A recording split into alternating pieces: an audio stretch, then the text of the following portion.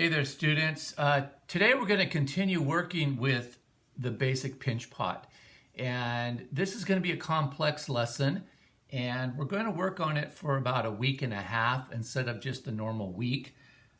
So make sure you look at the due dates. And what we're going to do is we're going to create a whistle. Here is a duck whistle. I can't get in the frame, but that's how that works. This one made by a former instructor, Mark, like an ocarina. There's 4 or 5 holes here and a hole here. You put your hand over it like this.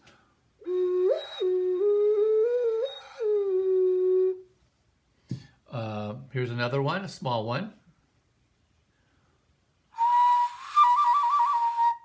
Okay, they all make different sounds depending on the shape of the interior chamber and how the wind blows across the mouthpiece. Okay, so we're going to spend the first part of this week and part of next week working on a pinch pot whistle, and then next week we're going to use pinch pots to make a rattle that has some sort of human characteristics. Okay, this one, there you go. I'm not sure which one you're looking at. This. The handle part fell off and it doesn't rattle. So part of the assignment is that you make sure that they create some sound. Okay, so how do we make a whistle? This is a basic technique. We're going to use 2 pinch pots. You could actually do it with 1 if you want to create a completely closed one. And the video I included, this module, has a video of a woman creating a whistle out of a single pinch pot. I'm going to show you maybe a little bit easier way to do it. So we're going to start by putting our thumb in almost to the bottom like we did the pinch pots last week, but we're going to sort of pinch a mouthpiece right at the base before we start pinching too much, okay? So we create sort of like a pear shape, and then we start pinching just like we did before. We don't completely pinch off this part right here, okay? So the camera's hanging from a chandelier right now, by the way, so I'm trying to keep everything in focus. I'm doing my best. All right, so we pinch all the way around and turn it. You always remember to keep a pinch pot in your hand. You don't want to set it down. It flattens out. And we just go in circles, and if it feels a little thicker in areas, we squeeze it together, pinch it, and we don't want to get it too open, but it could be a little bit more open, doesn't have to be closed. All right, so we're just aligning the edge a little bit.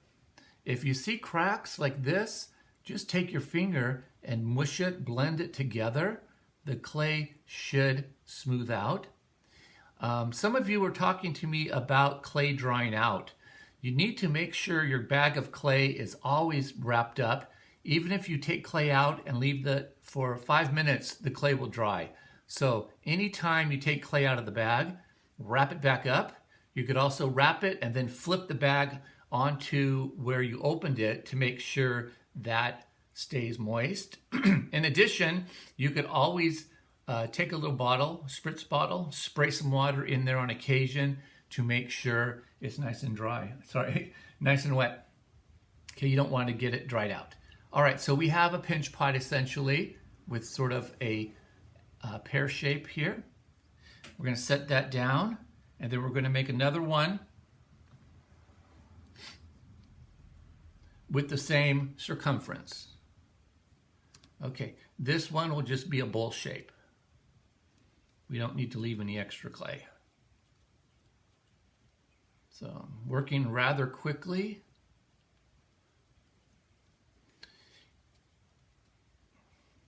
And just a reminder for those of you, which is all of you, in Citrus Beginning Ceramics, each week should represent about 6 hours of work, which is the normal 3 hour of class twice a week, in addition to any homework you might have to do for that week. So I would say you should be spending at least a minimum of 6 hours working on a project each week for a minimum grade, okay, which is a C, which is average. All right, we're almost done here. They're pretty close. No, they're exact. All right, so we have 2 pinch pots. And in order to get them together, what we have to do anytime we have pieces of clay that we add to a surface is we have to score the surface. And you could score the surface by taking your needle tool or a fork and scratching it up. I happen to have this, it's called a serrated rib, and it just has sort of grooves or spikes that you can quickly scratch it up. And this term is called scoring the clay, which will definitely be on your final exam. All right, so we score this up really well. And if you have slip, which is gooey, watery clay, you could add slip. And basically slip is water that has some clay in it. So it's, if you have a lot of dry crumbs like over here or bits of clay, you could always put it in the water and make a slip. But for now, we're just using water, okay? So we'll put water all around here. You don't want it too wet, okay? Because it gets too slippery. So we'll take the 2 pieces and we will mash them together as best we can. All right, so that looks like a good joint. And then blend it, okay? We want to blend these 2 pieces together with our finger.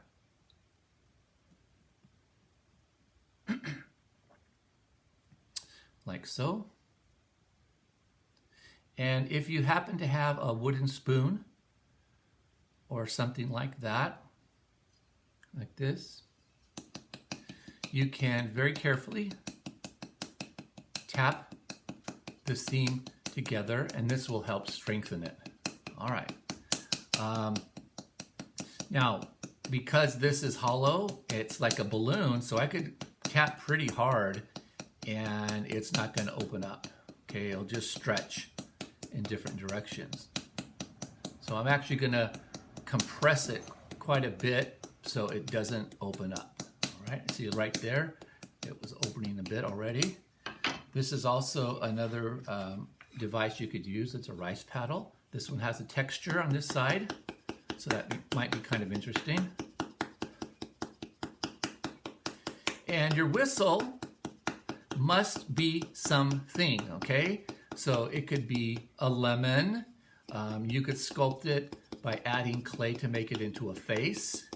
You could make it like this one, a duck, and you blow at the tail end. All right, so we're going to make sure that our whistles are a thing, and they're not going to be a tennis ball. They're not going to be a small grape or a big grape or an orange. Make sure there's something identifiable, like a monkey, a pig, a duck.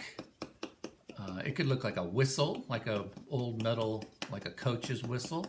All right. So I'm going to just work on showing you how to create the whistle part today. All right. So kind of looks like a lemon shape. Now, this is where it gets tricky. And so you probably need to make sure you read over the handouts and watch very carefully the videos. You might have to do it several times. Now, in ceramics, as in everything in life, you're not going to be great at this the first time. And you may not be able to get it to actually whistle or create a sound the first time, the second time, the third time, the 5th time. So you might have to make a lot of these. You might have to do it over and over again. But part of the grade is making sure it actually works.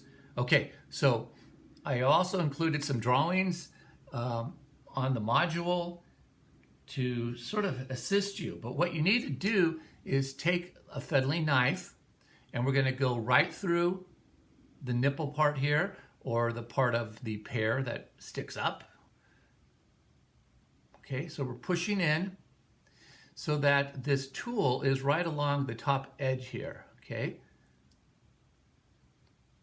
And what we need to do is create an air pocket or an air hole big enough so the air will travel through, and then it needs to come out up here. So what we do next is we could take our needle tool.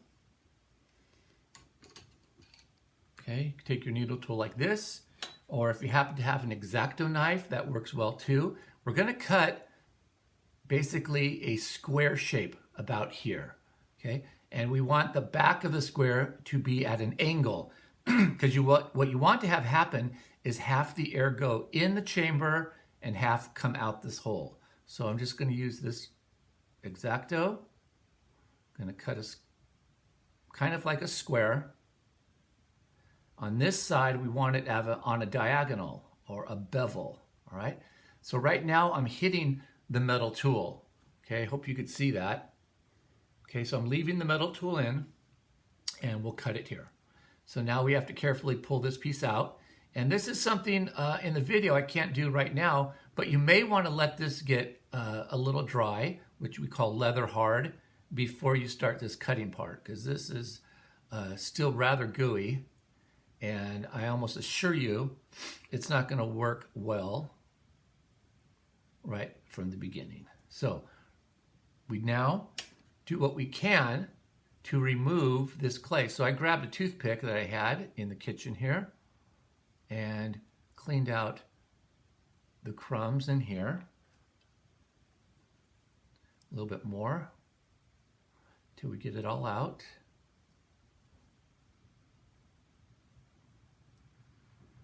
And like I was saying, it's going to be a little tricky, and you may want to let this dry some. All right, I think it's going to work. Looks good. Okay, so then we slide this out, and we want to make sure we don't see any crumbs inside.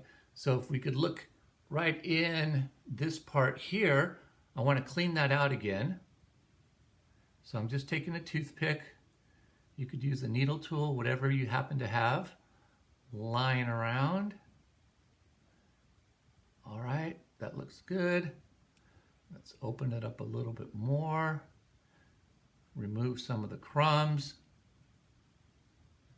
All right, we're almost done. Let's see if it works. Not one bit. Okay, so again, once we have the hole, we want half the air to come up and out and half the air to go in. So now it's just a matter of cleaning this up and refining it. All right, so good luck. And remember, we want to make these whistles look like something. So if you want to sculpt it before you create the whistle, or if you want to sculpt it into something when it's finished, that's up to you how you go about it. And again, we're going to work probably on this for about 1.5 weeks instead of just the 1 week like we've been on most projects. So I could start to hear the air traveling through the chamber. So I'm just going to work just another minute or so on this while we have the camera going and see if we can get the whistle to make some better noise.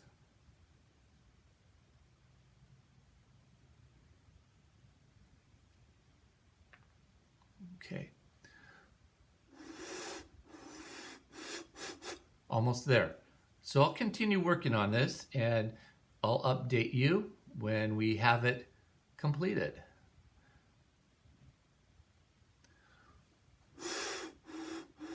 Now, once you get the whistle sound, you can add different holes where your fingers hold it in order to change the tone or the pitch. Okay, so let's see if we can get a lot closer. So you can see down into the chamber. You could see right in there, there's the diagonal mark and where we're blowing it in. All right, have fun.